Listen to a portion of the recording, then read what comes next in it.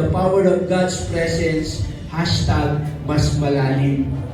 Hashtag mas malalim. Kasi gusto kong maintindihan natin dito na talagang dapat mas hinahanap natin yung presensya ng Diyos ng mas malalim. Kasi ibang klase ang kaya niyang gawin sa buhay natin. Nawala ng buhay, yung sanga nawala namang kwenta, kasi tungkol na nga lang siya, pero ipinakita ng Diyos yung kapangyarihan niya na galing sa sanga na yon, it represents God's power. Pagkasama mo yung presence ng Lord, si Lord kaya gumawa from nothing into something. Kaya gumawa ng Diyos from nobody to somebody. I-bless ka, iaangat ka ng Diyos from nobody to somebody. Bakit?